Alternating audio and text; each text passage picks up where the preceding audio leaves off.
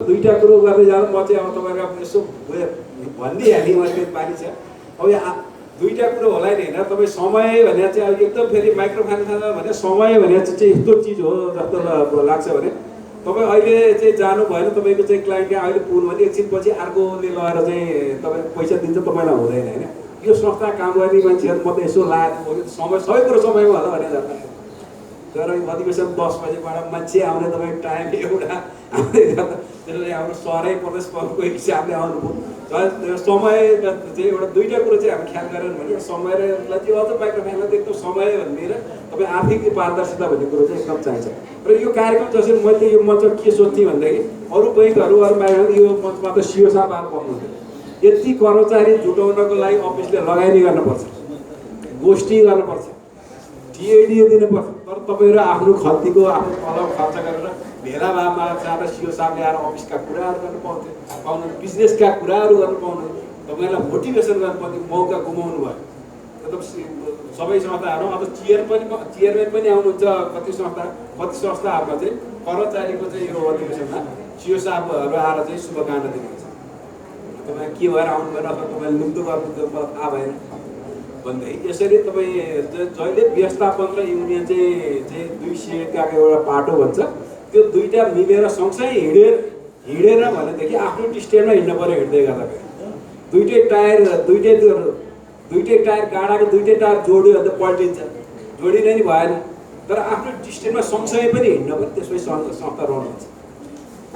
त्यो हुनाले अब तपाईँहरू के हो भनेर बुझ्नुहोस् भने तपाईँहरू युनियनमा आउनु भएको छ युनियन भने फुट्ने होइन जुटेर आउनु भएको व्यक्तिलाई फाइदा लिनलाई होइन समूहलाई फाइदा लिन समस्त कर्मचारीको वृद्धि विकासका कुराहरू उठे तलबका कुराहरू उठे आज च्यालेन्ज छ तपाईँ नेपालकै तपाईँ कर्मचारीहरूलाई यति समस्याको स्थितिमा छ त्यसमा माइक्रो फाइनेन्सको त यति समस्या तपाईँ 6 बजे एउटा क्लाइन्टले फोन गर्छ आज 7 बजे अर्को क्लाइन्टले घर जानुहुन्छ तपाईँ उता पुग्नु पऱ्यो समय कति तपाईँ घरमा चाहिँ त्यहाँ अलिक महिला दिदीबहिनीहरू त बिहान उठेर अफिस आउनु पऱ्यो बेलुका घर बालबच्चा घर रोया हुन्छ त्यो घर एउटा क्लाइन्टले चाहिँ आज पैसा तपाईँलाई चाहिँ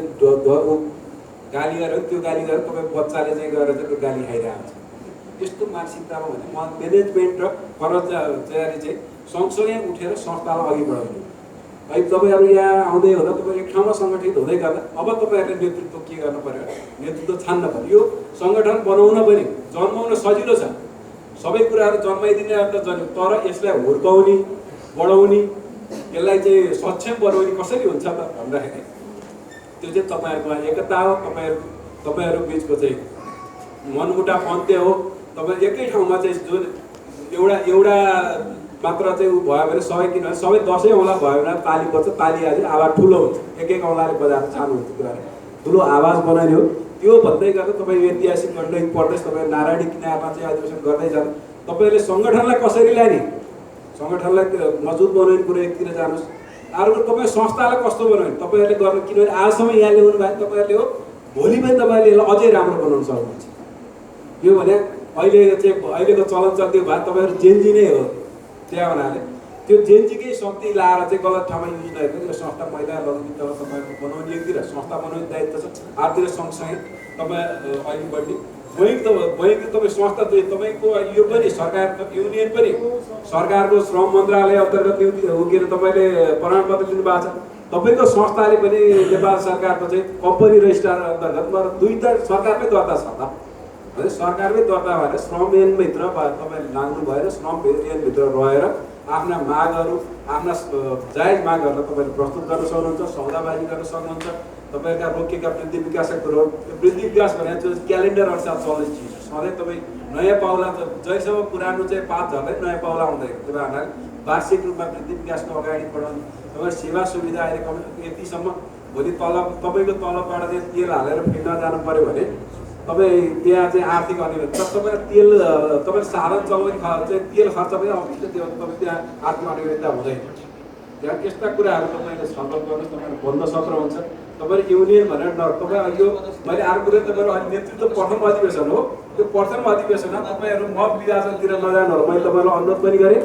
मत विभाजन गरेर अहिले दुई पक्ष हुनुभयो भने व्यवस्था भने के हुन्छ भने तपाईँले एउटा साँडेको एउटा स्यालको उखान सुन्नु भएको छ होइन